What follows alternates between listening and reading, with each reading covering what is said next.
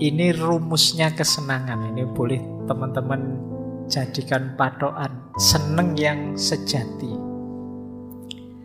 Versi Epikuros. Ada beberapa rumus. Yang pertama, tentu saja kesenangan itu pintu gerbangnya kebahagiaan. Kan ada orang itu yang bilang, Pak, saya tidak mengejar kenikmatan, kesenangan, tapi saya mengejar kebahagiaan. Tapi kata Epikuros, yo untuk menuju bahagia, yo kamu perlu kesenangan. Meskipun berhenti di kesenangan, belum tentu kamu sampai pada terminal kebahagiaan. Yang kedua, rumusnya kata Epikuros, senang itu kayak tadi ya, intrinsik. Itu fitrah kita, sudah dorongan diri kita nyari senang itu. Kalian ndak usah malu, ndak usah merasa bersalah kalau kalian mengejar kesenanganmu sendiri. Karena manusiawi, ndak ada orang yang nyari ndak enak. Semua orang nyari senang dalam hidupnya. Nah, ini rumus kedua. Rumus ketiga, meskipun kesenangan itu baik, tidak semua kesenangan harus dipenuhi. Nah, kalau ini perlu kebijaksanaan, perlu kecerdasan. Mana kesenangan yang harus kita penuhi, mana yang tidak usah saja. Nah, ini berhubungan dengan rumus selanjutnya. Kesenangan yang menyebabkan rasa sakit atau sulit, hindarilah. Sebaliknya, kesulitan yang melahirkan kesenangan, jalanilah. Ini nanti berhubungan dengan pernah kita membahas sesi tentang pengorbanan. Kadang-kadang demi kesenangan yang lebih panjang, lebih luas, kita korbankan yang sekarang. Saya capek sebentar ndak apa-apa, yang penting nanti orang-orang seneng, saya dapat pujian. Ini milih ndak seneng dulu demi senang yang lebih panjang, lebih besar nantinya. Atau sebaliknya. Jadi menghindari kesenangan demi nanti biar ndak sakit. Kayak disuruh pakai masker misalnya, itu kan ndak enak. Jan-jane kalau bisa dibuka biar nafas kita bebas. Tapi kalau saya ndak pakai masker nanti gampang flu, gampang pilek, nanti ada COVID. Sudahlah tak pakai saja, meski ndak enak, biar nanti ndak sakit.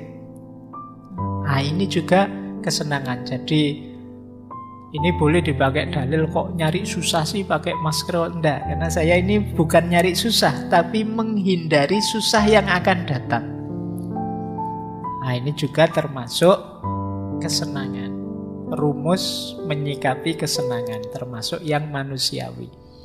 Kemudian lebih baik membatalkan satu keinginan daripada berupaya terlalu keras mendapatkannya sampai mengorbankan banyak hal yang lebih penting. Jadi kalau kita punya keinginan, kejarlah kesenangan itu. Tapi kalau biayanya terlalu besar, ngapain juga. Kayak tadi, Pak, saya pingin HP terbaru, Pak. Tapi 25 juta, Pak, yang terbaru. Iya. Sementara kiriman dari orang tua 1 bulan 500.000. Nah, itu kan bisa sih kalian nyicil pelan-pelan, nyelengi diam-diam. Tapi kalau yang dikorbankan terlalu besar, nanti jangan-jangan sudah ngumpul 25 juta tapi kamu terus kurus kering tubuhmu karena poso terus. Nah, yang kayak gini hindarilah, ngapain. Jadi ambisi kesenangan yang tidak imbang dengan kapasitasmu sehingga terlalu banyak yang harus kamu korbankan, ya sudah, lepaskan saja. Untuk apapun itu, termasuk kalau kamu sedang naksir sopo, ngincer sopo, wah high cost, Pak, kalau itu, Pak, ya wis. Daripada kamu tekor banyak, wong yo ndak mesti diterima. Jadi harus taktis, strategis ya. Jangan sampai nanti malah Kamu berkorban terlalu banyak untuk hal yang ternyata tidak terlalu penting, hanya karena mengejar harapanmu akan kesenangan. Nah, termasuk yang terakhir, kadang-kadang kita harus siap sakit sebentar untuk senang yang lebih panjang. Tidak masalah kalau itu kan. Barang siapa yang tidak siap menanggung payahnya belajar, kan itu, siap-siaplah menanggung beratnya kebodohan. Berarti apa? Yo sakit sebentar belajar tidak apa-apa, biar besok pinter. Karena bodoh itu high cost, biayanya lebih besar daripada biayamu belajar. Oke, itu kemarin-kemarin sudah banyak kita bahas. Nah, ini jadi rumusnya kesenangan menurut Epikuros. Nah, menarik kata Epikuros, di antara kunci kita menemukan kesenangan itu terletak dalam kemampuan kita menata keinginan. Jadi kita itu kan punya banyak keinginan dalam hidup ini. Oleh Epikuros, keinginan itu dibagi 3. Ada natural, necessary, ada natural, unnecessary, dan unnatural. Yang pertama natural dan niscaya. Jadi alami dan memang harus dipenuhi. Yo, ini kita ingin makan, ingin tidur, ingin tempat tinggal. Ini kebutuhan-kebutuhan primer. Manusiawi orang menginginkan ini niscaya. Jadi keinginan yang alamiah. Ada lagi yang alami tapi tidak niscaya, tidak harus begitu. Itu namanya unnecessary. Misalnya rumah besar, makanan mahal, baju keren, HP terbaru. Ini unnecessary. Makan natural necessary, tapi makan enak, makan mewah natural unnecessary namanya. Yo alami makannya, tapi mewahnya tidak harus begitu. Rumahnya alami, tapi rumah besar mewah sekian tingkat tidak necessary, tidak harus begitu. Pakaian ya, kita butuh pakaian. Kalau tidak punya pakaian jangan keluar rumah. Tapi pakaian mewah, pakaian mahal, pakaian keren tidak necessary. Ada lagi unnatural, tidak natural. Keinginan ini tidak alami, biasanya kena pengaruh macam-macam. Misalnya kalau contoh dari Epikuros ya, ingin berkuasa, ingin terkenal. Saya ingin mengoleksi emas Pak, ingin mengoleksi mobil kuno Pak, ingin ini tidak alami yang semacam ini. Jadi, dan mungkin kita punya yang semacam itu yang tidak alami. Nah, ada rumusnya untuk menata 3 keinginan ini. Kata Epikuros, rumus pertama, kalau ingin hidup senang, abaikan keinginan ketiga, fokus pada keinginan pertama. Jangan dibalik. Jadi dibalik itu saya terkenal, yang saya cari itu keterkenalan Pak. Tidak makan juga tidak apa-apa, itu kebalik. Jadi yo bisa makan dulu, baru boleh mikir selanjutnya. Jadi kalau ingin hidup senang, fokus yang pertama dulu. Kalau yang pertama sudah terpenuhi monggo, tapi fokus yang pertama, abaikan dulu yang ketiga. Nah, terus kita boleh memenuhi keinginan kedua asal nyaman, asal efeknya tidak blunder. Makan enak, ya boleh, asal tidak blunder. Setelah makan enak terus 3 hari tidak makan. Itu namanya blunder. Jadi boleh yang kedua dipenuhi asal tidak menimbulkan rasa sakit. Nah, terus keinginan ketiga ini kalau menguasai kita dalam jangka waktu yang lama akan merusak hidup. Pak, 10 tahun terakhir ini saya fokus pingin berkuasa terus. Itu biasanya hidupmu akan jungkir balik. Tidak puas, tidak nyaman, tidak enak.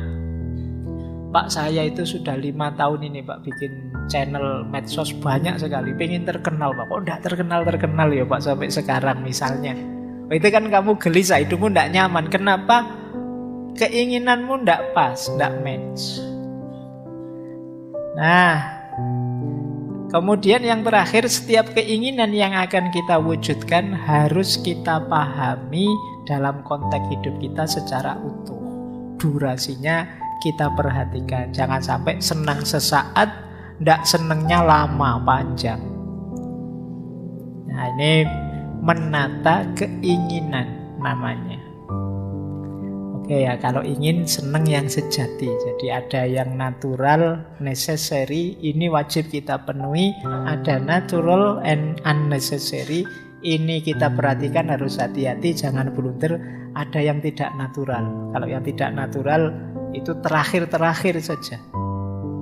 Tidak terpenuhi juga tidak apa-apa. Baik, kita lanjutkan hidup hedon. Yang ketiga, utilitarianisme. Ini pernah kita bahas, silahkan teman-teman di-refer ya. Kita dulu pernah membahas, John Stuart Mill juga pernah membahas aliran etika namanya utilitarianisme.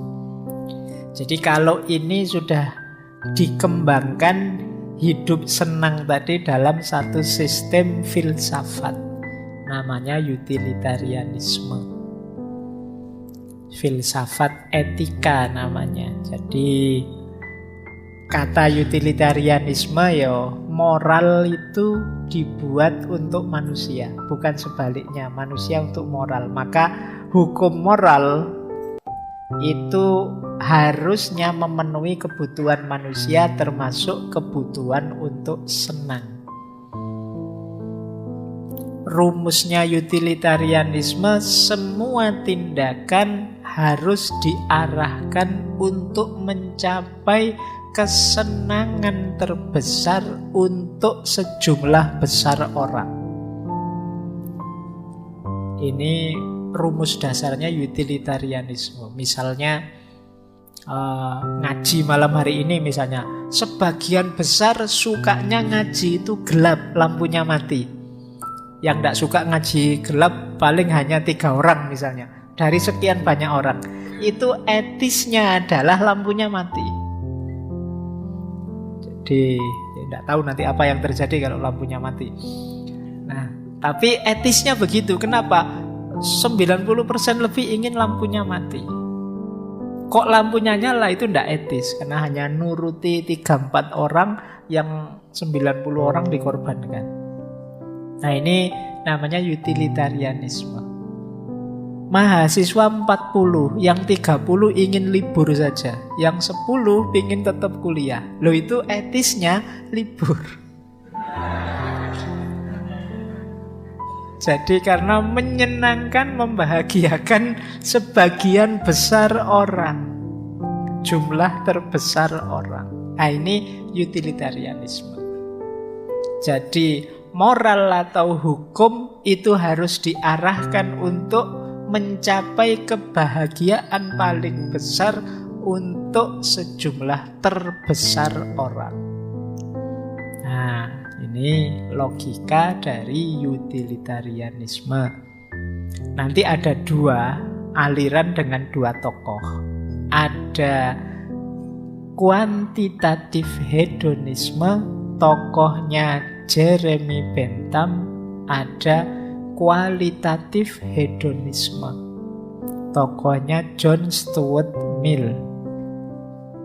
Mudahnya kalau kuantitatif hedonisme itu kesenangan bisa diukur, bisa dikira-kira secara kuantitas. Kuantitas itu berarti diukur materi kesenangannya. Kalau Stuart Mill ini kualitasnya, nanti kita lihat ya bedanya apa kuantitas sama kualitas. Misalnya Jeremy Bentham yang tadi kuantitas itu punya hedonic calculus. Hedonic calculus itu kalau kita ingin melakukan satu tindakan, pilihlah yang paling menyenangkan. Menyenangkan itu dihitung apanya? Nah, kalkulusnya ini. Jadi tindakan menyenangkan itu rumusnya intensitas, durasi, kepastiannya, kedekatannya, kemanfaatannya, kemurniannya, dan keluasannya. Ini namanya hedonic calculus. Ini menarik ya, mengukur kesenangan. Makanya disebut kuantitatif tadi. Kesenangan itu bisa diukur. Maka yang pertama intensitas. Jadi intensitasnya itu terasa benar atau enggak, itu kan intensitas. Mendalam apa enggak. Nah, yang ini menyenangkan sih Pak, tapi menyenangkannya enggak terlalu dalam, biasa saja. Kalau yang ini senangnya luar biasa. Dipuji temen cowok yang kamu benci dengan dipuji temen lawan jenis yang kamu senang. Oh, itu intensitasnya kan beda rasanya. Aduh, dia yang muji. Sama-sama muji. Nah, kalau teman yang kamu benci misalnya bilang, wah kamu kok ganteng ya malam hari ini, itu mesti kamu, kamu yang ngomong gak ngefek. Ya kan? Tapi kalau yang ngomong yang kamu incer itu, wah kamu langsung jangankan diomongi gitu, kamu dikedipin saja. Oh jangan-jangan. Itu hubungannya dengan intensitas. Jadi menyenangkan itu ada kalanya diukur intensitasnya.